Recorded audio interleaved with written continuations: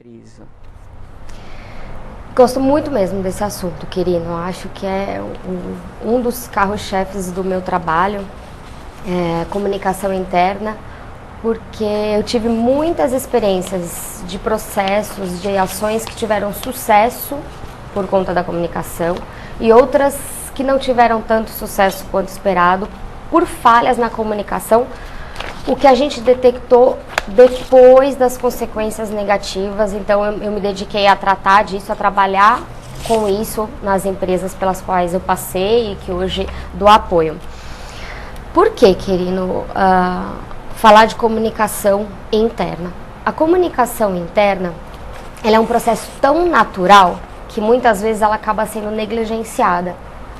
Comunicação é muito mais do que falar e ouvir.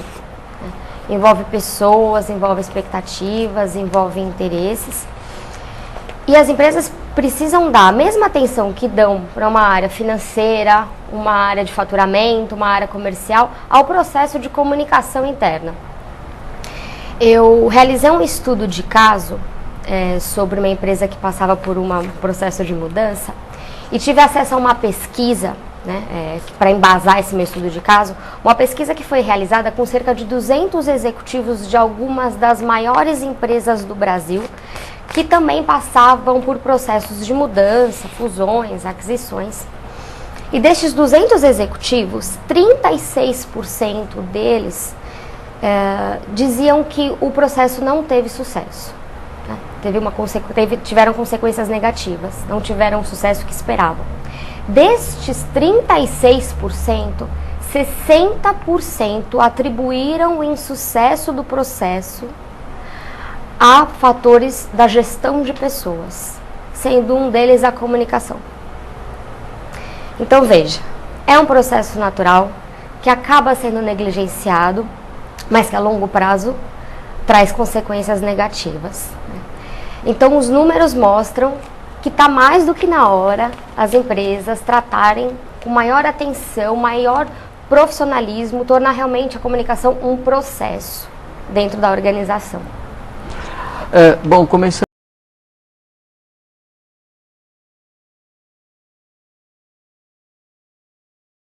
Falar de eficácia da comunicação. Ok. Né, Quirino? Em primeiro lugar, a gente precisa conhecer o nosso público interno. Para eu alinhar a comunicação, eu preciso conhecer o público que trabalha comigo. Qual é o perfil desse público? Qual a expectativa dessas pessoas frente ao ambiente organizacional, frente às mudanças, para eu poder lançar mão das ferramentas adequadas, né?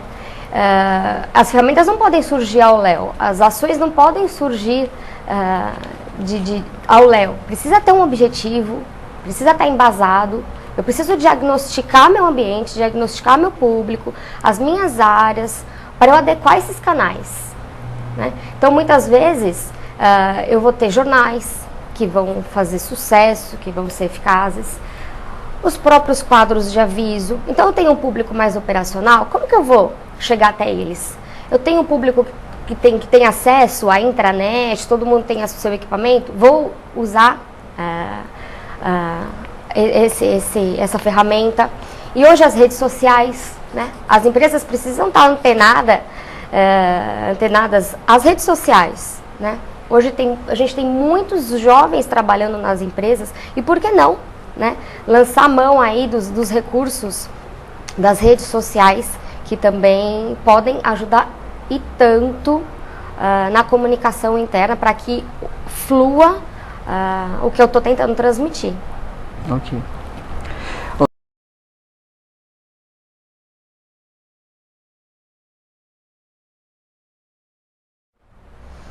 Luciano, demais, né?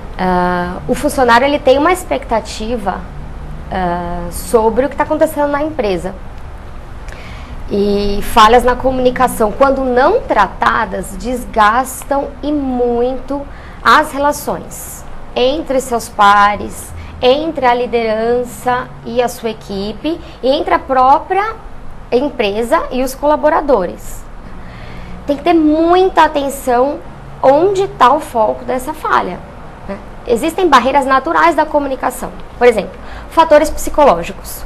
Um dia você tá com aquela dor de cabeça, você já chegou, todo mundo já percebe te perguntando, Luciano, tudo bem? E você não tá 100% aquele dia. Qualquer mensagem que chegar até você talvez não chegue da forma como deveria, você interprete de outra maneira, você receba de outra maneira por fatores, nesse caso, fatores físicos, psicológicos, o que tenha desencadeado isso, que é uma barreira, né? É uma falha na comunicação. Agora, fatores como, por exemplo, canais inadequados, a empresa tem que tratar. Por isso, um diagnóstico eficaz dos canais mais adequados ajuda a evitar essas falhas. Liderança. A liderança é um veículo muito importante no processo de comunicação. Uma falha na relação do líder com a equipe no momento da comunicação também desgasta a relação. Então é importante identificar a falha e tratar a origem dessa falha, a origem desse problema, para que não haja reocorrência e que as relações fluam de maneira adequada. Bom,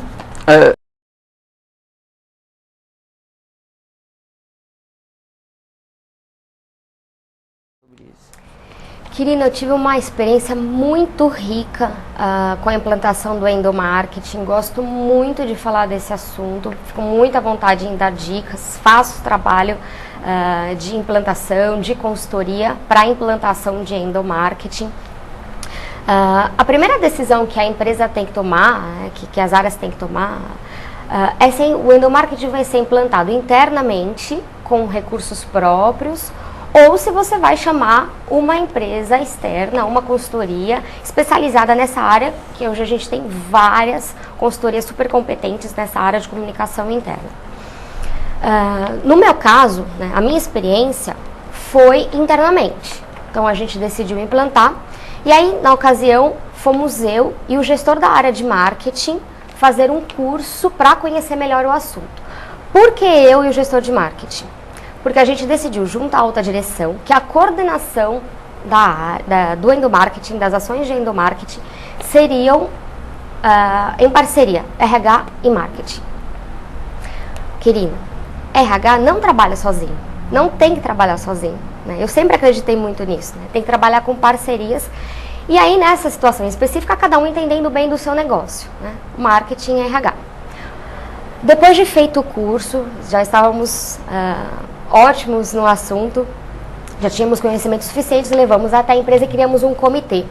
Um comitê formado por representantes das áreas que queríamos lançar ações. Tá? Criado o comitê, iríamos fazer o planejamento das ações. Planejar é muito importante para você ter o controle de tudo que acontecer durante a ação, né? Então, que ação você vai tomar, de que forma elas acontecerão, a partir de que meios, que público você quer atingir, com que verba, né? Então, tá lá.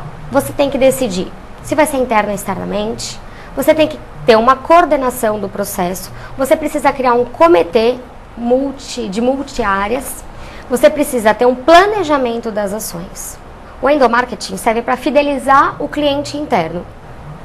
Cliente interno fidelizado, o clima transparece para o externo e ele se fideliza também. Ok.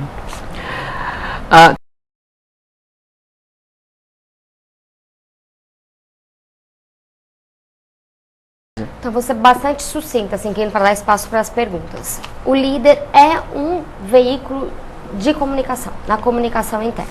Quando a gente fala de comunicação, a gente fala de expectativas. Expectativas do público interno, dos colaboradores, né?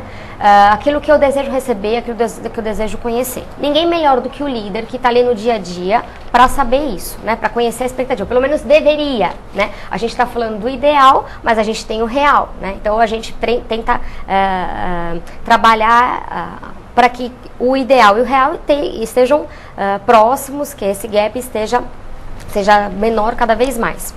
Algumas coisas que o líder não pode cometer no processo de comunicação. Não se comunicar, né? Ficar ausente do processo. As coisas estão acontecendo, os colaboradores estão percebendo e o líder simplesmente se cala, não se posiciona, não toma uma posição, não se coloca. Isso é prejudicial. Outro erro que o líder comete é a inconsistência entre o que está acontecendo e o que ele está falando. Tem mudança, as pessoas estão sentindo que alguma coisa vai acontecer e o líder transmite que não, que está tudo bem, que nada vai mudar. Inconsistência não garante sucesso na comunicação, muito pelo contrário, né? Prejudica o comprometimento. E um terceiro erro que eu acho gravíssimo é o comportamento contraditório do líder frente ao que ele fala, né? Eu falo A, mas me comporto da maneira B, né? A contradição é prejudicial para a clareza da comunicação. Querido, onde houver exemplos, haverá seguidores. Então, líderes, tomem consciência de que o seu papel é extremamente importante e a forma como você se comporta é uma maneira de se comunicar para os seus funcionários, para com a sua equipe. Então, muita coerência, muita clareza, muita abertura, né? Isso é muito importante, querido. A pergunta do Júlio Corá. Querido, quando eu converso com líderes, né, eu costumo dizer assim, que ser um bom líder ou não, está na palma da mão. Está nas suas próprias mãos ser um bom líder ou não. Sabe por quê? Vamos pensar assim. Líder. L de liderar, de guiar, de dar o norte, né? De mostrar para onde a gente vai caminhar e de incentivar, né? Incentivar a pessoa a acreditar em si, no próprio potencial, acreditar que a gente pode conseguir junto, acreditar que a gente faz a diferença se a gente quiser, porque senão alguém faz pela gente. D de desenvolvimento. A gente precisa primar pelo desenvolvimento pessoal e profissional de cada um dos nossos colaboradores da nossa equipe, pensar na empregabilidade dele, não ser egoísta a ponto de não querer formar uma pessoa pensando que ela vai fazer diferença no mercado. Se ele está comprometido, ele fica, e eu tenho o papel de desenvolver e de escutar, dar e receber feedback, estar aberto para a comunicação com os colaboradores, para sentir o que está acontecendo.